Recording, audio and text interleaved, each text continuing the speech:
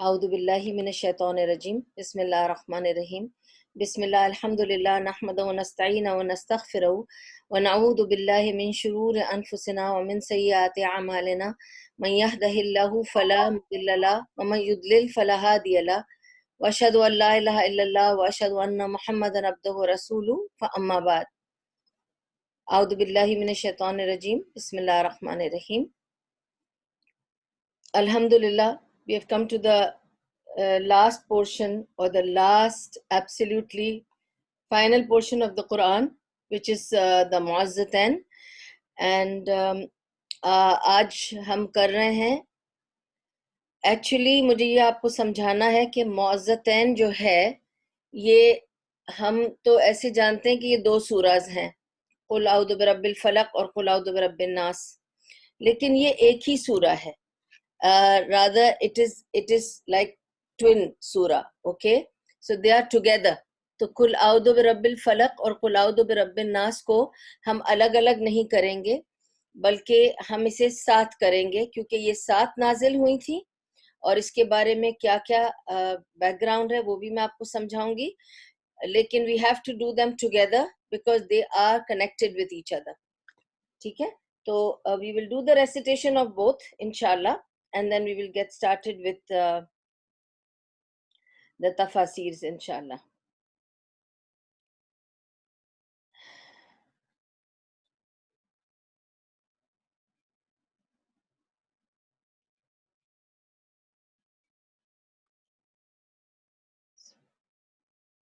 بسم اللہ الرحمن الرحیم قل اعوذ برب الفلق من شر ما خلق ومن شر غاسق اذا وقب ومن شر النفاثات في العقد ومن شر حاسد اذا حسد. بسم اللہ الرحمن الرحیم قل اعوذ برب الناس ملک الناس الہ الناس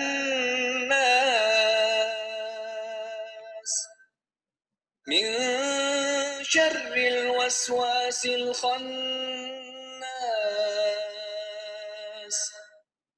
الذي يوسوس في صدور الناس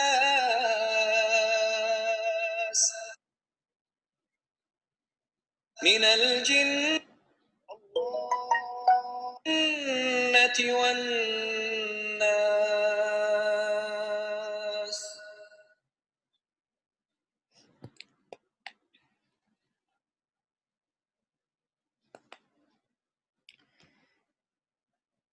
بسم اللہ الحمدللہ نحمده ونستعینه ونستغفره ونعوذ باللہ من شرور انفسنا ومن سیئات اعمالنا من يهده الله فلا مضل له ومن يضلل فلا هادي له واشهد ان لا اله الا الله واشهد ان محمدا عبده ورسوله فاما بعد. اعوذ باللہ من الشیطان الرجیم بسم اللہ الرحمن الرحیم. ہم نے موعظتین سنے، اس کی میں تفہیم سناتی ہوں آپ کو انشاءاللہ. کہو میں پناہ مانگتا ہوں صبح کے رب کی ہر اس چیز کے شر سے جو اس نے پیدا کی ہے، اور رات کی تاریکی کے شر سے جب کہ وہ چھا جائے، اور گرہوں میں پھونکنے والوں یا والیوں کے شر سے، اور حاسد کے شر سے جب کہ وہ حسد کرے.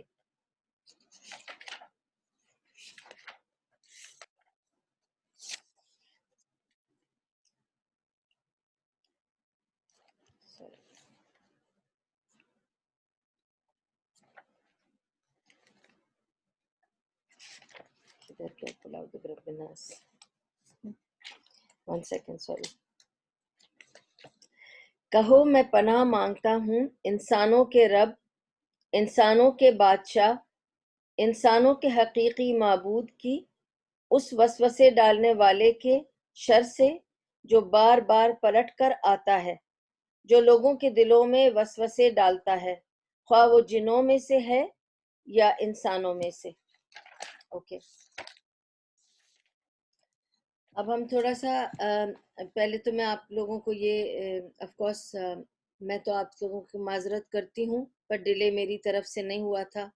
میں تو 11 بجے سے پہلے کھول کر بیٹھ گئی تھی اور میں سوچ رہی تھی کہ آج میں آپ سب کو استقبال کروں گی کہ یہ لاسٹ پورشن ہے قرآن کا، اور آئی واز کوائٹ سرپرائز کہ کوئی بھی نہیں آیا۔ تو اس وجہ سے I had to in fact ask Iffat کہ کیا ہوا ہے، why nobody is come today. Anyway, سبحان اللہ، this delay is from Allah. There is some khair in it. We don't know. May Allah make it khair for us. جس نے اس کے لیے انتظار کیا، میں نے اور آپ نے، اللہ ہمارے اس انتظار کو بھی خیر کے لمحے میں ڈال دے، کیونکہ ہم اپنے کلاس کے لیے، قرآن کے لیے ہم بہت ہی کینلی ویٹ کر رہے تھے، تو اللہ تعالیٰ ان لمحات کو ہمارے لیے خیر میں شامل کرے گا۔ تو مجھے یہ سمجھانا ہے کہ یہ معوذتین جب میں نے آپ کو بتا دیا کہ یہ میں آپ لوگوں کو یہ دونوں کو ساتھ کرنا پڑے گا مجھے، قل اعوذ برب الفلق بھی اور قل اعوذ برب الناس بھی، تو ان دونوں کے بارے میں جو کچھ بھی، اس لیے میں نے دونوں کو ساتھ ریسائٹ کر کے اور اس کی مفہوم آپ کو سنا دی، اور اس کے بارے میں آج میں آپ کو سارا بیک گراؤنڈ دوں گی، اور جتنا ٹائم میں نے اپنے لیے رکھا ہے الاٹڈ، اتنی ٹائم میں بات کروں گی، جو بھی باقی بچ جائے گا انشاءاللہ ہم اگلے وینسڈے کو کریں گے، ٹھیک ہے؟ تو پہلے یہ سمجھا دیتی ہوں، مجھے نہیں پتا کہ ہم آج سورہ شروع کر پائیں گے یا نہیں، لیکن ڈیفینیٹلی نیکسٹ ویک میں ہم اسے انشاءاللہ اللہ کے فضل و کرم کے ساتھ، اس کی مرضی کے ساتھ ہم اسے کمپلیٹ کرنے کی کوشش کریں گے، ٹھیک ہے؟ Having said that, صرف یہ آپ کو سمجھانا ہے کہ just a minute, let me just keep the Quran here. Okay. تو آپ لوگوں کو یہ سمجھانا ہے کہ جسٹ اس کی بیک گراؤنڈ اور ہسٹری اگر میں آپ لوگوں کو پوری سمجھا دوں گی آج، تو پھر ہم اس کے لفظی ترجموں میں نکل جائیں گے۔ کوشش میری یہ ہوگی کہ کم سے کم میں آج اس لفظی ترجمے کو شروع کر دوں آپ کے لیے، تاکہ پھر we'll just go into the لفظی ترجمہ اور اس کے بعد اس کا مفہوم اور اس کی ساری ڈیٹیلز، لیکن میں اس کا بیک گراؤنڈ اور ہسٹری جو ہے وہی مین ہے سب کچھ، ٹھیک ہے؟ سورہ فلق اور سورہ ناس کے لیے کہا جاتا ہے، وہی بات ہے کہ زیادہ تر تو لوگوں کا اور مفسرین کا بلیو یہی ہے کہ یہ مکی سورہ ہے، کچھ مفسرین نے کہا کہ یہ مدنی سورہ بھی ہو سکتی ہے۔ وہی بات ہے جو میں نے سورہ اخلاص کے وقت آپ کو بتائی تھی کہ جب سورہ اخلاص آ گئی تھی مکہ میں، لیکن جب اللہ تعالیٰ نے ان کو ریمائنڈ کیا کہ آپ یہ پڑھیں دوبارہ سے، اور جبریل علیہ السلام نے ان سے کہا کہ اس وقت تم سورہ اخلاص پڑھو، تو when he started reciting in Medina afresh anew، تو لوگوں نے سوچا یہ ابھی نازل ہوئی ہے، ٹھیک ہے؟ تو اس وجہ سے کچھ لوگوں کا خیال تھا کہ شاید یہ مدنی سورہ ہے، لیکن یہ مکی سورہ ہے۔ اسی طرح سورہ فلق اور ناس کے لیے بھی یہی ہے کہ یہ تو مکے کے دور میں آئی، لیکن اس کے باوجود اس کو ریمائنڈ کیا گیا مدینے میں for many instances and this is one of them، ٹھیک ہے؟ اب اسٹرینج بات یہ ہے اس سورے کے بارے میں، تو پہلے میں وہ اسٹرینج بات آپ کو بتا دوں تاکہ میں آگے بڑھ کے پھر آپ کو باقی چیزیں سمجھا سکوں۔ آپ کو پتا ہے کہ عبداللہ ابن مسعود رضی اللہ عنہ کے بارے میں یہی کہا جاتا ہے کہ he was the best of the people who retained Quran and who explained Quran. So he was like a scholar among the Sahaba. People used to refer to him for things that they didn't remember about Quran. تو عبداللہ بن مسعود جو تھے اور عبداللہ ابن عباس، آپ کو پتا ہے کہ ان لوگوں کی اوپینین لیا جاتا تھا اباؤٹ اینی کائنڈ آف آیا جس میں ان کو کوئی کنفیوژن ہو یا کوئی مس انڈرسٹینڈنگ ہو یا دو اختلاف ہو رائے میں، تو عبداللہ بن مسعود سے یا عبداللہ بن عباس سے پوچھا جاتا تھا۔ اور عبداللہ بن مسعود کے لیے تو کیونکہ رسول اللہ صلی اللہ علیہ وسلم نے خود فرمایا تھا کہ قرآن کے بارے میں he has the best comprehension. ٹھیک ہے. اب عبداللہ بن مسعود رضی اللہ عنہ آپ کو پتہ ہے کہ انہوں نے نبی صلی اللہ علیہ وسلم سے خود قرآن سیکھا تھا اور انہوں نے ادھر ہی سے انہوں نے حفظ کیا تھا، اور ان کی یہ رائے ہے، اور یہ وہ اکیلے ہیں اس رائے میں کہ یہ معوذتین جو ہیں یہ قرآن میں نہیں ہونے چاہیے، کیونکہ یہ قرآن کی آیات نہیں ہیں، یہ معوذتین ہی ہیں. یہ وہ دو آیات ہیں جن کو اللہ سبحانہ و تعالیٰ نے نبی صلی اللہ علیہ وسلم کی تکلیف دور کرنے کے لیے بھیجا تھا. یہ وہ دو سورے ہیں. ٹھیک ہے. تو انہوں نے یہ بتایا کہ ان دو سوروں کے نازل ہونے کی وجہ نبی صلی اللہ علیہ وسلم کا علاج تھا، اور اس وجہ سے یہ قرآن کی آیتیں نہیں ہیں، تو اسے یہ this is not a part of Quran. This was Abdullah bin Masud رضی اللہ عنہ's opinion, and he was on this opinion until the very end. Now of course this becomes a big issue. کر دینا اس کے video سارے ایک اس میں ڈال دو. یہ بہت آرام سے ہے کپڑے کا، مجھے کچھ نہیں ملا تو پھر مجھے یہی لگانا پڑا. مل گیا اسکرو.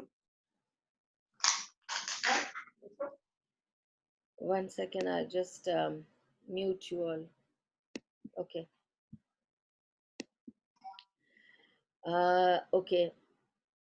So اب ہم اس بارے میں سمجھ رہے تھے کہ ایک آف کورس تھوڑی سی اختلاف رائے ہو جاتی ہیں یہاں پہ، اور بہت ساری باتیں اس سے نکل کے آئیں گی، تو ان سب چیزوں کو ہم کلیئر کریں گے تاکہ ہم کو سمجھ میں آ جائے.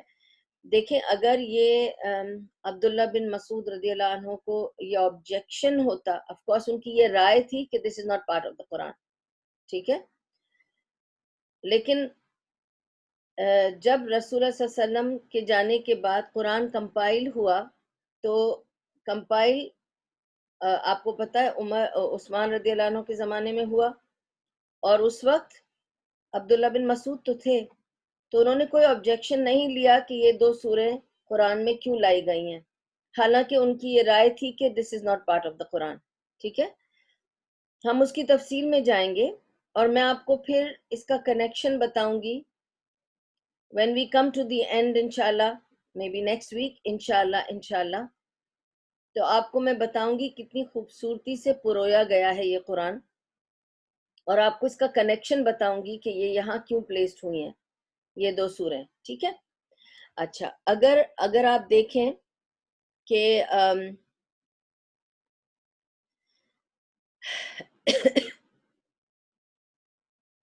یہ دونوں سوروں کو الگ الگ بتایا ہے، دونوں کے ساتھ بسم اللہ الرحمن الرحیم بھی ہے. دیٹ مینس قل اعوذ برب الفلق الگ ہے، قل اعوذ برب الناس الگ ہے. ہم یہ بھی جانتے ہیں کہ یہ دو الگ الگ سورہ ہیں، اور بیچ میں بسم اللہ الرحمن الرحیم کہہ کر ان کو جدا بھی کیا گیا ہے کہ اٹس ناٹ ون. ٹھیک ہے. کیونکہ دیکھیں نا اور بھی آیتیں آتی تھی، ڈفرینٹ مقامات پہ آیتیں آئی ہیں، لیکن اللہ تعالیٰ نے جبریل علیہ السلام کے ذریعے نبی صلی اللہ علیہ وسلم کو بتایا کہ کیسے اس قرآن کو کمپائل کرنا ہے، کون سی آیت کو کہاں بچھانا ہے. ہم اور آپ جانتے ہیں کہ سورہ بقرہ کی جتنی آیتیں ہیں وہ تو سب مدینے میں آئی ہیں، ہمارا سارا دین اسٹیبلش ہی مدینے میں ہوا، لیکن اللہ تعالیٰ نے اسے کمپائل کیا، ڈفرینٹ اوقات پہ جو آیتیں آئی تھیں ان سب کو ایک جگہ کیا، اکٹھے کیا سورہ بقرہ کی شکل میں، اور اس کو قرآن کیا سیکنڈ سورہ بنا دیا، جبکہ یہ ساری آیتیں بعد میں آئی تھیں. اور جتنی پہلے کی آیتیں تھیں جو مکی آیتیں ہیں، جو ایک دم پرسیکیوشن کے وقت میں آئی تھیں، جو بالکل جب تکلیفیں تھیں، جب نیا نیا دین آیا تھا، جیسے پہلی آیت تھی اقرا بسم ربک الذی خلق، وہ سب کو آخری سپارے میں ڈال دیا. تو اس کی کوئی وجوہات ہیں، اللہ تعالیٰ ہی بہتر جانتا ہے کہ اللہ نے اس طرح کیوں کمپائل کروایا، لیکن یہ قرآن اللہ سبحانہ و تعالیٰ نے کمپائل کروایا ہے تو وہی جانتا ہے. اور سورہ فلق اور ناس کے بیچ میں اگر بسم اللہ الرحمن الرحیم نہیں بھی آتا، ہم تھوڑی سوال کرتے، یہ ایک ہی سورہ بھی بن جاتی. لیکن یہ الگ الگ سورہ ہیں، اور ان دونوں کے بیچ میں ایک بسم اللہ الرحمن الرحیم رکھی، اور اس کو ٹوین سورہ رکھا، اور نبی صلی اللہ علیہ وسلم کا معمول تھا کہ اس کو اکثر پڑھا کرتے تھے نماز میں. ٹھیک ہے. اچھا، تو اس کو معزتین کہتے ہیں. اب آپ کو پتا ہے کہ اس کو معزتین کہتے ہیں، بہت سارے لوگوں کو پتا ہوگا کہ اسے معزتین کہتے ہیں، لیکن آپ میں سے کتنوں کو پتا ہے کہ معزتین کا مطلب کیا ہے؟ ٹھیک ہے. معزتین comes from the word okay taking refuge, seeking refuge from Allah. That's what we understand. کیسے؟ معزتین، پہلے میں آپ کو معزتین سمجھاؤں گی، اس کے بعد ہم اس کی سورہ کی بیک گراؤنڈ میں جائیں گے، کیونکہ پہلے میں سمجھا دوں نا کہ یہ معزتین کیسے ہے، کیوں ہے. اوکے، معزتین comes from the word اعوذ باللہ من الشیطان الرجیم کہتے ہیں نا ہم. ٹھیک ہے. تو ہم کہتے ہیں کہ ہم نے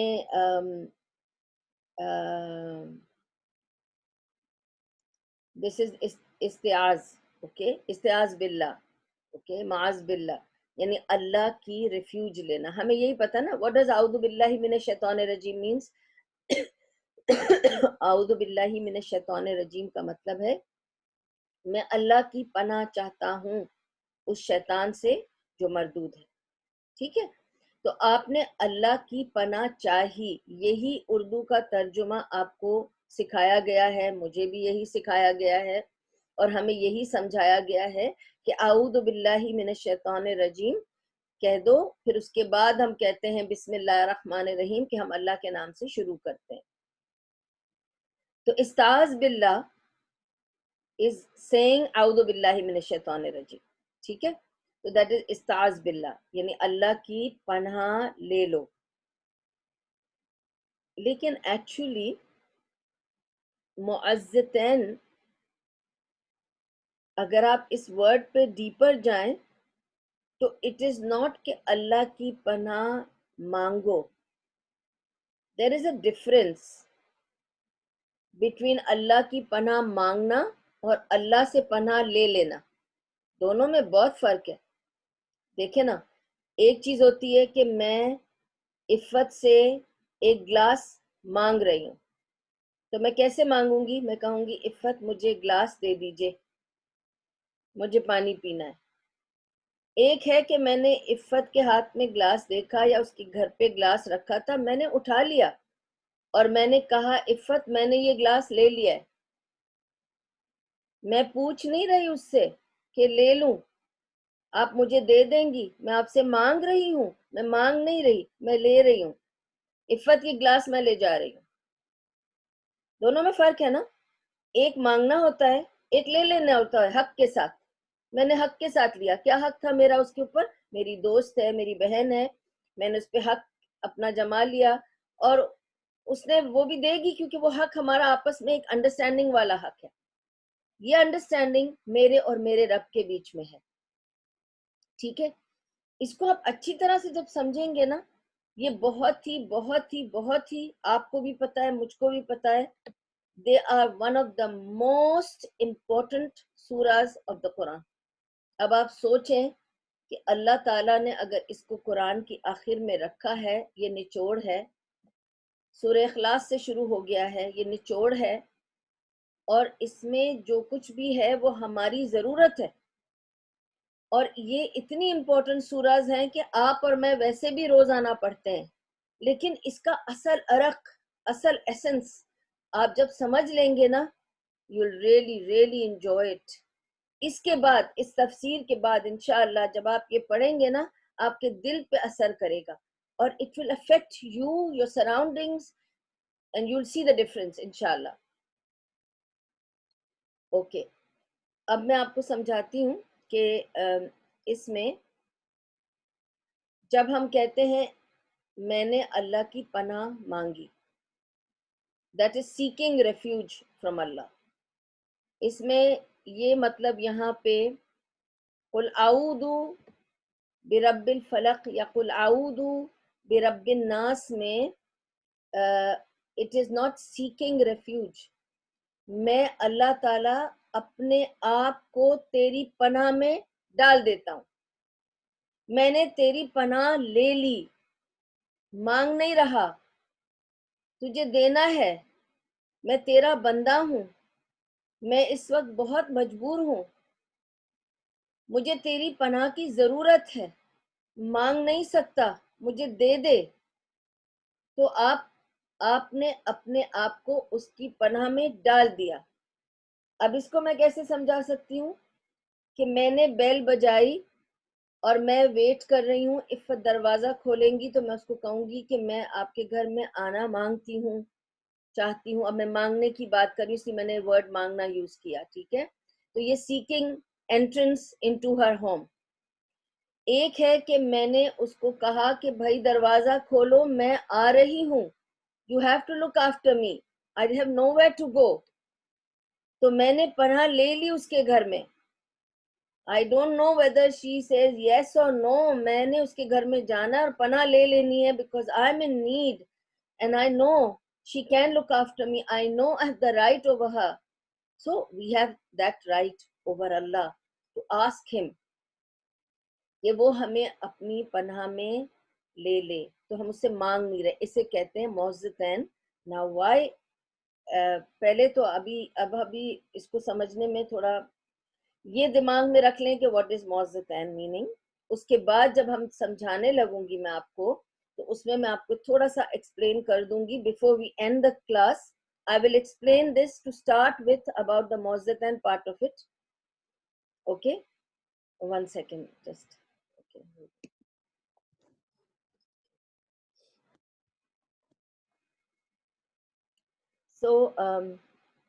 تو آپ کو یہ سمجھنا ہے کہ معوذتین کا مطلب ہے اللہ کی پناہ لینا، ٹھیک ہے، اور لے لینا، because there is just no other way out, ٹھیک ہے۔ یہ ہے معوذتین۔ اب وہ معوذتین یعنی 2 آف دیم، اوکے، ایک نہیں 2 ہیں۔ اچھا، اگر آپ نوٹ کریں گے یہ 2 ہیں۔ میں آپ کو تھوڑی سی پہلے میں آپ کو اس کا بیک گراؤنڈ دیتی ہوں۔ اب آپ کو سمجھا دیا معوذتین is 2 surahs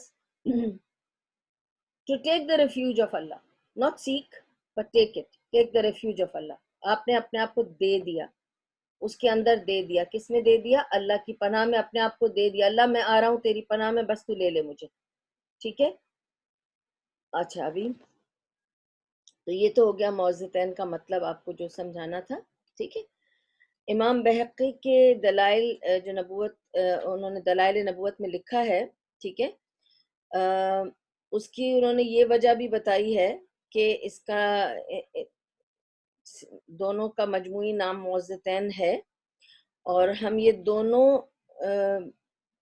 کو ہمیشہ ساتھ ہی رکھتے ہیں، ایون اگر رقیہ کرتے ہیں، وہ بھی میں آپ کو بعد میں سمجھاؤں گی۔ کیونکہ اب دیکھیں یہ کیا ہے کہ جب ہم یہ والی سوراز کریں گے نا، تو مجھے آپ کو جادو کے بارے میں، نظر کے بارے میں، حسد کے بارے میں اور بہت ساری چیزوں کے بارے میں بتانا پڑے گا، کیونکہ یہ آیا ہی اس وجہ سے، یہ آیاز جو تھیں، یہ جو سورے ہیں دونوں، یہ آئی ہی اس وجہ سے تھی۔ تو اب ان سب کا کیا کنیکشن ہے؟ اور آپ کو پتا ہے کہ رقیہ یا ان سب ٹریٹمنٹس کے لیے جب ہم یہ پڑھتے ہیں تو ہم ہمیشہ ان دونوں کو ساتھ پڑھتے ہیں، اور اس کے ساتھ ہم سورہ اخلاص کو بھی پڑھتے ہیں، ٹو سٹارٹ وتھ سورہ اخلاص اینڈ کمپلیٹ وتھ سورہ ناس، اور اس کو معوذات کہتے ہیں، ٹھیک ہے، یعنی معوذتین and another one which will also give refuge from Allah۔ اور اس کو کیسے کنیکٹ کیا ہے؟ سورہ اخلاص سے کنیکٹ کروں گی، اور اس کے بعد میں آپ کو ان دونوں کا کنیکشن بتاؤں گی، ٹھیک ہے۔ we will come to that. Let's go to again the history and background first, کیونکہ that's what we will do today only. اچھا، اب دیکھیں حسن البصری اور اکرمہ اور جابر بن زید کہتے ہیں کہ یہ سورہ مکی ہیں۔ عبداللہ بن عباس سے بھی ایک روایت ہے، لیکن ان سے ایک اور روایت بھی ہے جس میں وہ کہتے ہیں کہ مدنی ہے۔ تو اس میں تھوڑا سا confusion تھا، which I have already cleared to you کہ sometimes it happens that people when they are reminded in Medina and they think it's the first time they are hearing it, although they know that it came long back in Makkah, لیکن it sounds new and they think ابھی نازل ہوئی ہے، یہ مدنی سورہ ہے۔ تو یہ ہو سکتا ہے کہ اس کا کچھ ایسا معاملہ رہا ہو۔ جیسے سورہ اخلاص میں بھی میں نے آپ کو یہی سمجھایا تھا. ٹھیک ہے. اچھا اب let me give you a little bit of a background of this. ٹھیک ہے. آپ کو پتہ ہے کہ تھوڑا بیک گراؤنڈ اس لیے ضروری ہے کیونکہ اس کے نازل ہونے کی وجہ آپ کو سمجھاؤں. اب آپ کو پتہ ہے کہ نبی صلی اللہ علیہ وسلم مدینے میں اسٹیبلش کرنے لگے. ٹھیک ہے. آپ کو پتہ ہے کہ جب وہ مدینے میں اسٹیبلش کرنے لگے تو ہی آلسو اسی وقت بیٹل آف خیبر بھی ہوئی تھی. اوکے. جب بیٹل آف خیبر نہیں صلح حدیبیہ ہوئی تھی. آپ کو پتہ ہے کہ صلح حدیبیہ کب ہوئی تھی؟ جب نبی صلی اللہ علیہ وسلم مدینے میں اسٹیبلش ہو گئے تھے اور جب فرسٹ ٹائم وہ عمرہ کرنے کے لیے اپنے صحابہ کے ساتھ نکلتے ہیں مکے کی طرف، تو مکے سے تھوڑا باہر انہیں روک دیا جاتا ہے اور وہ ابو سفیان اور جو دوسرے تھے سہیل بن عمرو، وہ لوگ آ کر ان سے وہ کرتے ہیں.